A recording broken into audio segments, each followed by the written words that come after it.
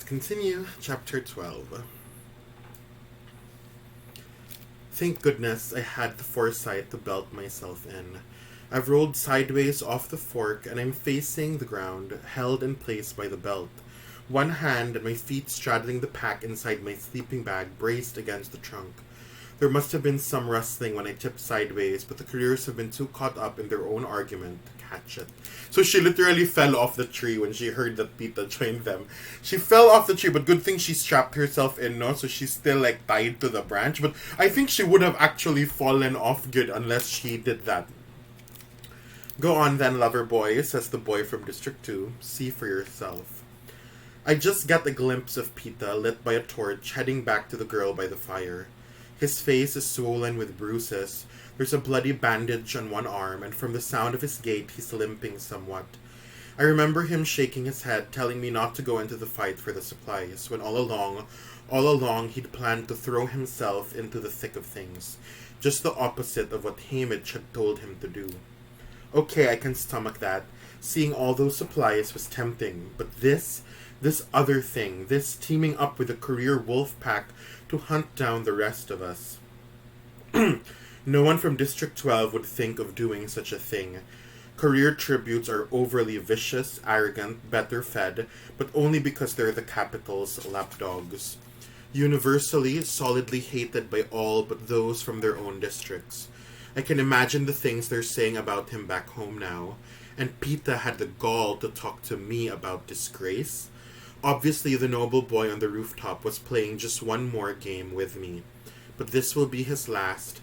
I will eagerly watch the night skies for signs of his death, if I don't kill him first, myself. The career tributes are silent until he gets out of earshot, then use hushed voices. Why don't we just kill him now and get it over with? Let him tag along, what's the harm, and he's handy with that knife. Is he? That's news. What's a lot of interesting things I'm learning about my friend Pita today. Besides, he's our best chance of finding her. It takes me a moment to register that the her they're referring to is me. Why, you think she's bought into that sappy romance stuff? She might have. Seemed pretty simple-minded to me. Every time I think about her spinning around in that dress, I want to puke. Wish we knew how she got that 11. Bet you Loverboy knows. The sound of Pita returning silences them. Was she dead? Asks the boy from District 2. No, but she is now, says Pita. Just then the cannon fires, ready to move on. Katniss is like, he's a bad guy. He's been a bad guy all along. I never should have trusted him. The career pack sets off at a run just as dawn begins to break and bird song fills the air. I remain in my awkward position, muscles trembling with exertion for a while longer, then hoist myself back onto my branch. I need to get down to get going, but for a moment I lie there, digesting what I've heard. Not only is Pita with the careers, he's helping them find me. The simple-minded girl who has to be taken seriously because of her 11, because she can use a bow and arrow, which Pita knows better than anyone. But he hasn't told them yet. Is he saving that information because he knows it's all that keeps him alive? Is he still pretending to love me for the audience? What is going on in his head? Suddenly the birds fall silent. Then one gives a high-pitched warning call. A single note, just like the one Gale and I heard when the red-headed Avox girl was caught. High above the dying campfire, a hovercraft materializes. A set of large metal teeth drops down. Slowly, gently, the dead tribute girl is lifted into the hovercraft. Then it vanishes. The birds resume their song. Move, I whisper to myself. I wriggle out of my sleeping bag, roll it up, and place it in the pack. I take a deep breath.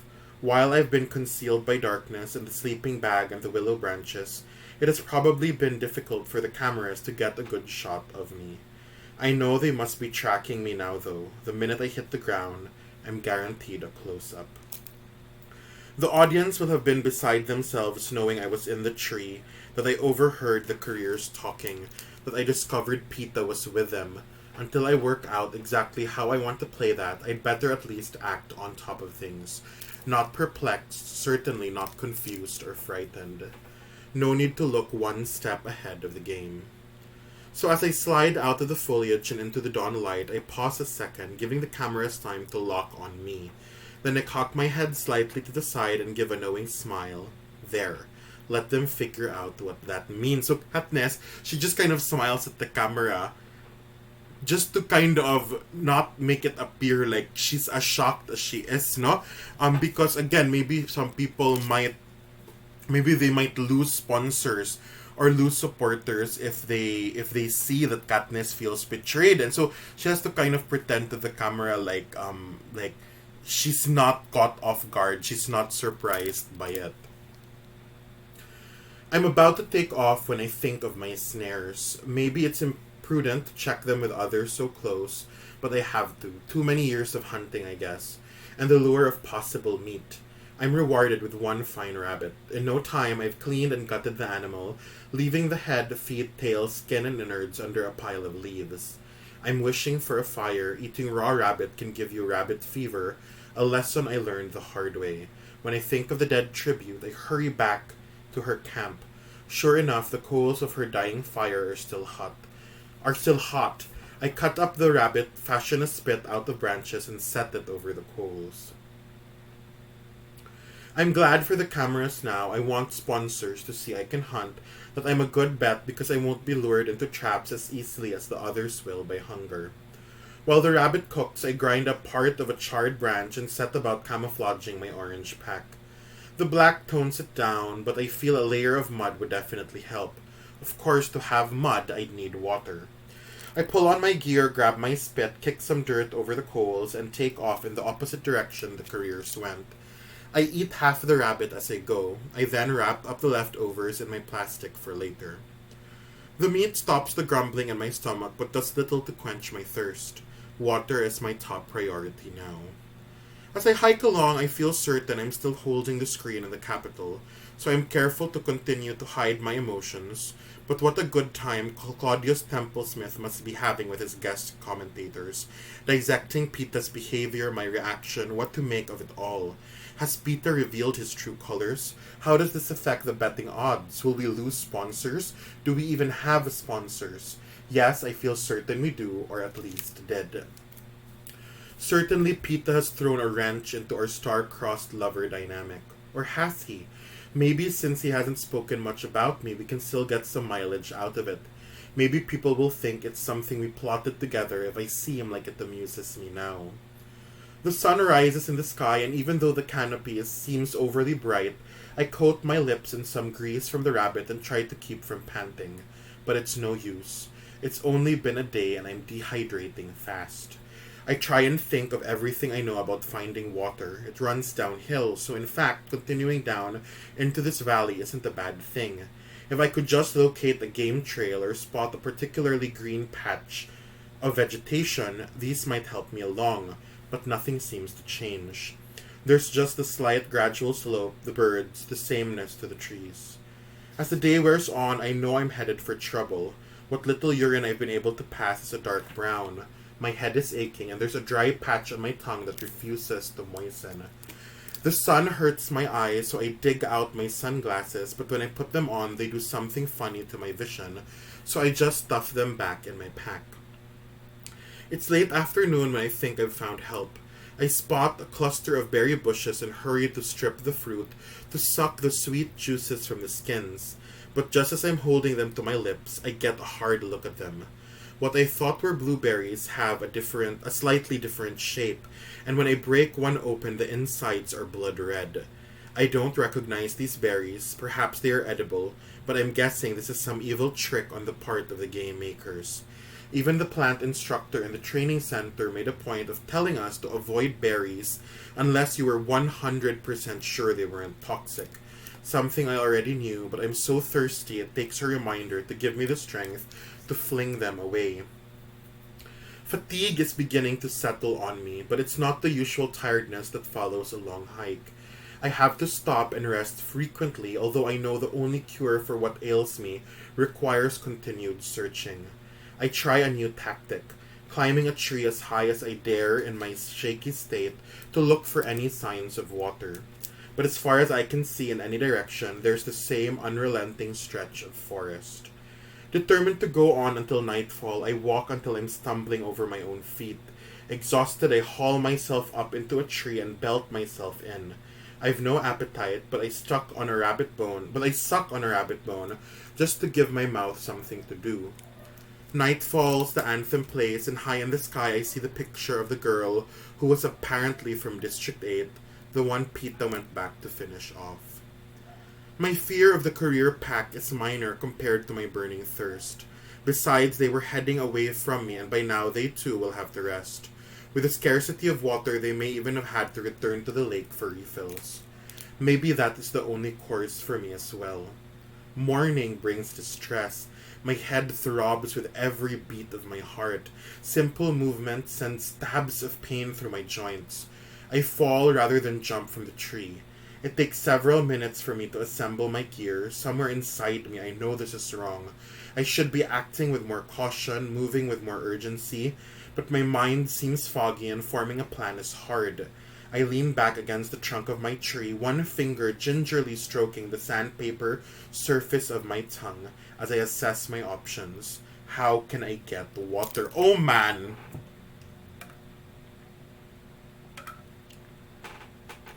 These chapters make you appreciate water more. Like the fact that we can just get water whenever we're thirsty, we take that for granted, you know? And Katniss right now, she's suffering so much just because she needs water. And we take water for granted. And this is not completely unrealistic. Guys, no, there are places in the world where people do die of dehydration, and water, clean drinking water, is not easy to find, no? So, oh man, we should be very thankful that we have water. Return to the lake, no good, I'd never make it. Hope for rain, there's not a cloud in the sky. Keep looking, yes, this is my only chance. But then another thought hits me, and the surge of anger that follows me brings me to my senses. Haymitch, he could send me water, press a button and have it delivered to me in a silver parachute in minutes. I know I must have sponsors, at least one or two, who could afford a pint of liquid for me. Yes, it's pricey, but these people, they're made of money, and they'll be betting on me as well. Perhaps Haymitch doesn't realize how deep my need is. I say in a voice as loud as I dare, water. I wait hopefully for a parachute to descend from the sky, but nothing is forthcoming. Something is wrong. Am I deluded about having sponsors, or has Pita's behavior made them all hang back? No, I don't believe it. There's someone out there who wants to buy me water, only Haymitch is refusing to let it go through. As my mentor, he gets to control the flow of gifts from the sponsors. I know he hates me, he's made that clear enough, but enough to let me die from this? He can't do that, can he? If a mentor mistreats his tributes, he'll be held accountable by the viewers, by the people back in District 12. Even Haymitch wouldn't risk that, would he? Say what you will about my fellow traders in the Hob, but I don't think they'd welcome him back there if he let me die this way. And then where would he get his liquor? So what? Is he trying to make me suffer for defying him? Is he directing all the sponsors towards Pita? Is he just too drunk to somehow even notice what's going on at the moment? Somehow I don't believe that, and I don't believe he's trying to kill me off by neglect either. He has, in fact, in his own unpleasant way, genuinely been trying to prepare me for this. Then what is going on? I bury my face in my hands. There's no danger of tears now. I couldn't produce one to save my life. What is Haymitch doing?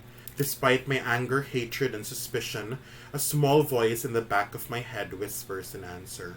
Maybe he's sending you a message, it says. A message? Saying what? Then I know.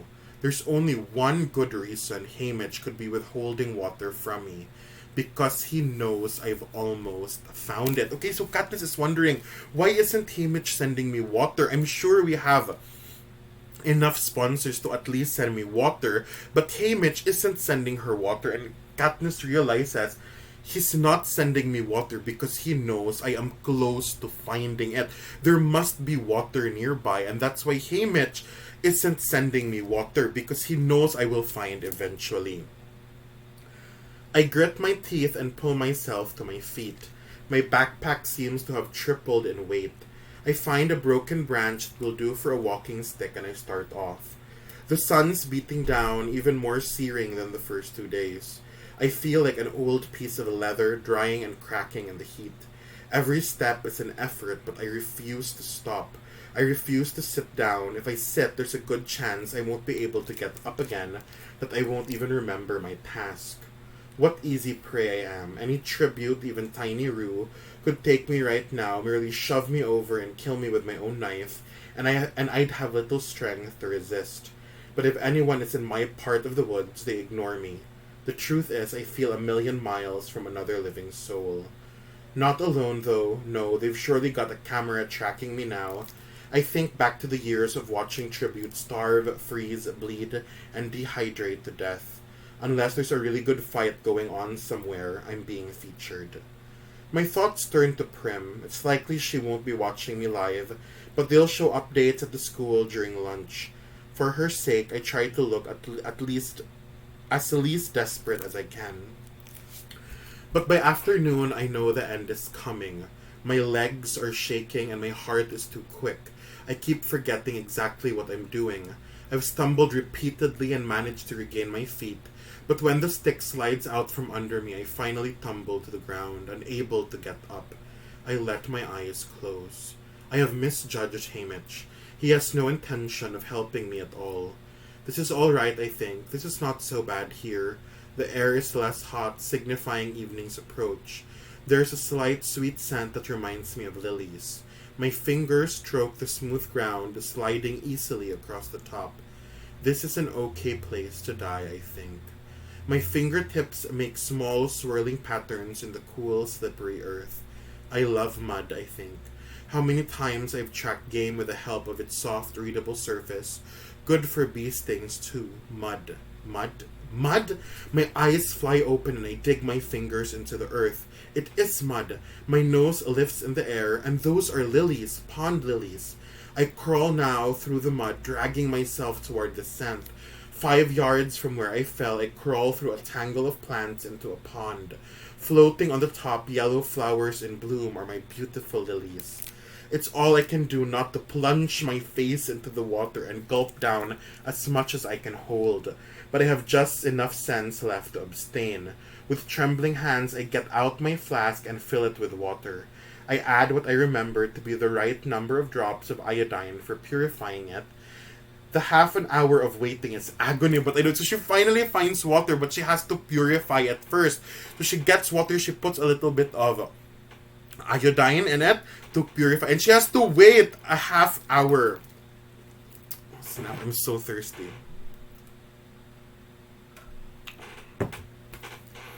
I think it's half an hour, but it's certainly as long as I can stand. Slowly, easy now, I tell myself. I take one swallow and make myself wait. Then another. Over the next couple of hours, I drink the entire half-gallon. Then a second. I prepare another before I retire to a tree where I continue sipping, eating rabbit, and even indulge in one of my precious crackers. By the time the anthem plays, I feel remarkably better.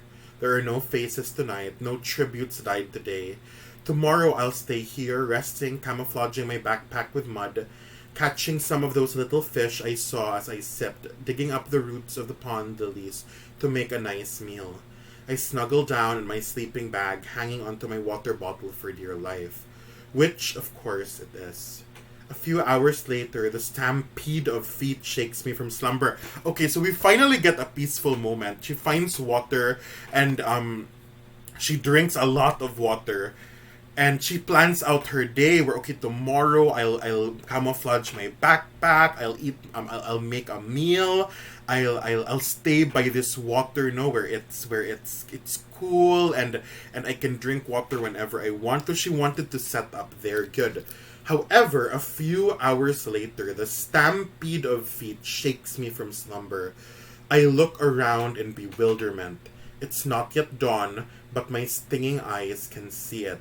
It would be hard to miss the wall of fire descending on me. So she finally finds water, and a paragraph later, everything's on fire. And there is fire that's trying to catch and burn Katniss.